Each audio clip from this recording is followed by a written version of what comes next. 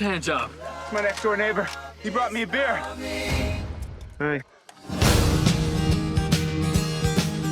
Hey, what's up, everybody, and welcome back to the channel today for a special interview, because today I'm with actor, director, and producer, one of the co-stars of that really good film, The Green Book, now back with another film that is fantastic and the greatest beer run ever, available on Apple TV Plus today. It made its world premiere at TIFF. I missed the guy there, but he obviously blessed me with an opportunity to talk to him now. I am with no other than Mike Hatton. Mike, how you doing today? I'm doing fantastic. How are you, sir? Good. I think I have got to start off with the most obvious question that has kind of been going around. Now, Zac has been quoted in his response to this question, but it was my question before I even saw that. But I have to ask you, upon coming to this film, could you believe that this was based on a real story? No, I mean, it's one of those things where you're like, how could this have happened? But I mean, and then you read it and you go, man, this is crazy. And then you talk to Chickie and you just go, yeah, I mean, I think that guy could talk his way into anything. So yeah, I mean, it's insane. How did it happen? Well, that's watch the movie and find out, because it did. So it's pretty crazy. And actually the book that it's based on, which is the same title, gets into even more detail about Chickie and his life and what he did there. And I mean, obviously the movie is just a piece of it, because in the book it gets even crazier. So well. And the movie is, as you saw it, it's already completely crazy. So it's pretty awesome. Yeah. I will ask, and not in spoiler of the film, because still want to give people a chance to check it out, because it's starting to really catch heat now. Everybody's starting to talk about it, and Apple TV was just doing a really good job in promoting it and putting out this good content up and down the board. But has there been an aspect of Chickie upon your research that you were just completely flabbergasted about, whether it was in the film or something that you had read, either when read or even when talking to him? I guess something that I had read or in the research was that he stayed there for a long time. He did not come home right away, and like basically kind of set up shop there and lived there, and was like kind of like running a business almost like that. So it didn't really get into that too much. I mean, this is obviously about the main mission that he went there for, was to find his friends and bring them beer. Yeah. I said, oh man, they should do a spin-off show, a TV series about his adventures there. I thought it'd be funny. I was like, and then they'll have my character kind of be the guy who's like, oh yeah, we'll put him on the plane to this place, or we'll send him here to do this, or get him on a chopper here, and kind of be the go-between. But yeah, I mean, so I couldn't believe it. The guy, like I said, he actually left, his home and went over there for a long time. Yeah. Wow. So that part I was pretty surprised about. Yeah, wow. Talking about your character, Captain Dyer. Now, something and it seems like you do a really good job in bouncing between emotions, from this sort of just this curiosity to this very energetic, stern, like, get this gentleman the name of the manifest immediately, right. Knowing that you're gonna be a part of this film. One, did they give you a script, or was this something that you sort of improv, because it felt really true to who you are? Oh, well, thank you. No, and that's a big compliment, because it was scripted. That scene was completely scripted. When we did Green Book, we didn't do a ton of improv, but there was moments that were improvised, and Pete let those stay in the script and in the story. This one was really, at least my experience was my stuff in it was glued to the script. And because it was already funny, it was just like, I read it at least as funny. I thought, oh, this is hilarious. This guy's going to start yelling at this kid. So I just went for it, and yeah, I thought it was pretty funny. But once again, like I had to do something after I yelled at him to kind of lighten it, because I don't want like the guy's not an asshole. He's just, he's just like, can't believe that, like, who are they throwing at him now to be his assistant, basically. So he had to yell at the guy. So yeah, and then, like I said, I wanted to lighten it a little bit, so I kind of gave that face to Chickie or to Zac, and I was just like, what is this guy doing? So are you confirming that it's one of you guys that's also in the script, or was that, because to me that also felt like a running gag from everybody that had to say that line? Right. No, that's in the script. That was in the script. Because, that was the idea, was where he, obviously gets the idea in that other moment when he's, with his friends, the military police. And then he realizes that if he commits to that, it's kind of like when when you're trying to get into a place you're not supposed to be at any time, you go, oh, wait, can I, if I act the part and be the part, I'll get it. So I just come to my own conclusion. Oh God, it's one of you guys. And why are you? So yeah. That is hilarious. So kind of turn things a little bit more focused on you outside the film a little bit. You're on set, it looks like here. Yeah. If I may take a look behind the curtains here, what are you currently up to? What's happening? I'm in Las Vegas. I'm actually going to be directing a movie up here starting in a month or so. So we're just doing like preliminary pre-production testing and whatnot. So yeah, we've got a bunch of it actually shooting on this awesome stage behind me. So I just figured, oh, what's a cool backdrop? Oh, we'll this looks better than an office or a window. So I just figured I'd do it down here on the stage. Look at that. Director already got the vision set. Right. You've got access to a place like this, it certainly makes it easy. Absolutely. So going really quickly back to Green Book. Now you're I believe the term is called the bassist in that. I played George, and George was the bass player in the Don Shirley trio. Yep. Also knowing that you're from the Chi-Town, correct? Outside of, I'm actually funny. I didn't know if I had my Sox hat on, but I was wearing my LA hat today. We're not gonna let anybody know that. Yeah, tilt it up. I did an interview yesterday in my Sox hat, so I'll have to you want to see me rep? You can go to that interview. Yeah. So the reason I asked is because being in that Chicago area, it's like music is this instilled in your blood. So can you actually play? I did. I played growing up. I was in a rock band. We played throughout the region. Like I'm from outside Chicago in the southeast suburbs near Gary, Indiana. So I played in a rock band and played in high school. And then in college, I was in another rock band. And so I played. That's actually how I got the role. They wanted a guy who knew how to play the bass. Obviously, I didn't know how to play an upright bass or called a double bass, but I took lessons on that.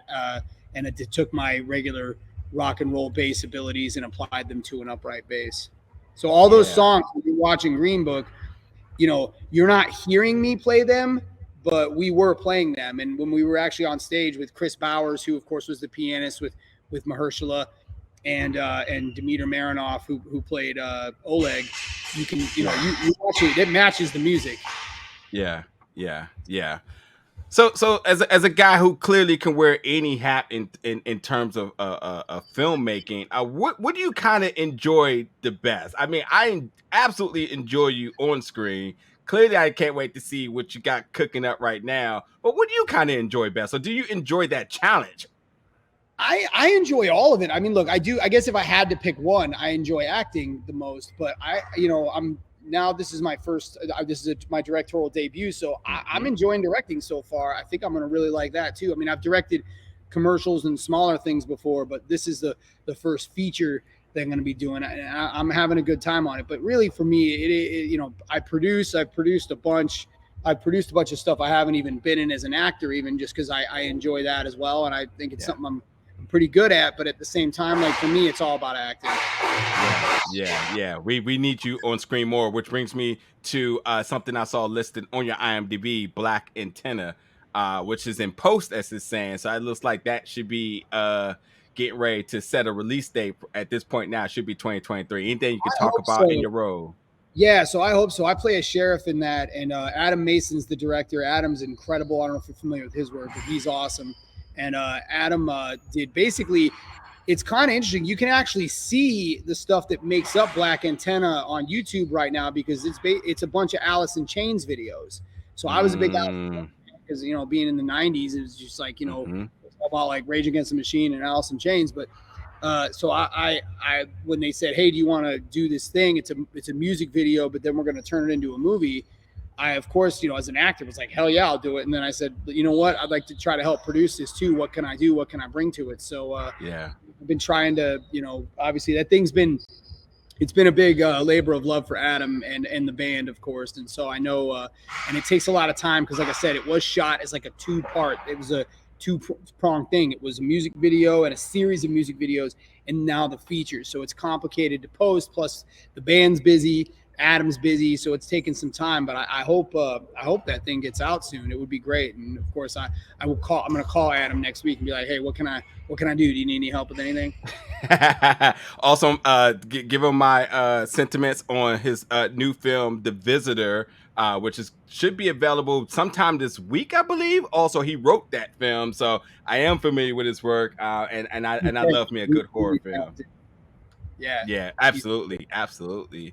So for my final question, beyond things got coming up, we talked about that, sort of your drive and your push, and so on. When you take on these characters, what's sort of your mental mindset to make them just so drastically different and sort of just really an extension of, or to me, because like your characters are drastically different, but I always see sort of an extension of who you are. Like you can just tell, like, oh, he's a good person, he's having a good time, but they're just different characters. So No.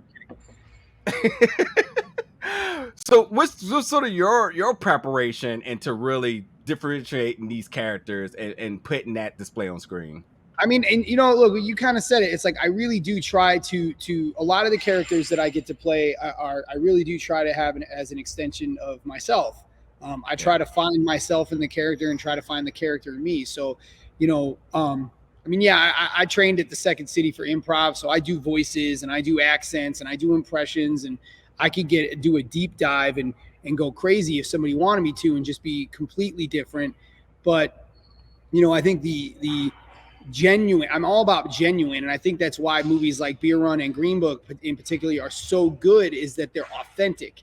And in order for it to be authentic, I think the acting has to almost be just natural. It shouldn't be over the top. It shouldn't be crazy characters. It should just be very genuine, because these are movies that are about personal journeys, both of them, So from my part in both those movies, I just wanted to bring an authenticity to the characters and represent who I thought, in this case, Captain Dyer. And, funny enough, George, the last name, if you listen, even though it's not credited like that, in the scene at the plantation when we're there and they're introducing the band, the one where he tells Mahershala he has to use the outside facilities and then we leave, he ends up, they leave. My character, he introduces me, my character's name is George Dyer in that movie. Wow. So he's like Oleg Malakovich and George Dyer when he introduces the band. So it was interesting that, Ryan Hayes Curry and Pete put that name back in this movie, which I just thought was hilarious. And it was a coincidence. I actually auditioned for another role and didn't get that role. And then was basically texting Pete like, hey, thanks, thanks for seeing me. And then I didn't hear anything. And then the next day, Rick Montgomery had called and was like, hey, what are you doing? And I was like, oh, nothing. I'm sad that I didn't get a part in your movie. And he's like, oh, Pete wants to see you for this other character. And I read it and I was like, shoot. And I'd already read the script. And for some reason, I just went right by it. I'm like, why didn't I think about going, hey, what about me for this? But, that's the genius of Peter Farrelly, is that he thinks of those things. That's why he should get that Best Director nomination and hopefully Oscar this year. I'm putting it out in the universe for him because he deserves it. He certainly deserved it for Green Book, and hopefully now he gets his just desserts. I don't even know how I can even say anything else after that, because man, listen, from your mouth to God's ears here, that's a fact right there for sure. For sure. Well, I am going to let you, my guy, get back to work. I, of course, had a pleasure talking to you. We got to do it again. I would love to know more about that project that you have once it starts to stir up a little bit more. And then, hey, maybe we meet at the film festival properly this time. I know, man. I know. It was so fast. The red carpet was so quick. They had us walk, and then they were like, oh, you guys got to be on stage. And so I just went right by. Yeah, the handlers they're ferocious. I respect their work, but they're just like Apple's doing a great job though with this movie. I really it's everywhere. So I'm really excited. Obviously it's on Apple TV, but it's also in theaters. So if people actually are still wanting to go to theaters, I know I prefer to watch movies on the big screen in a theater. So yeah, I would tell people to go see it there, and if they can't, get it on Apple.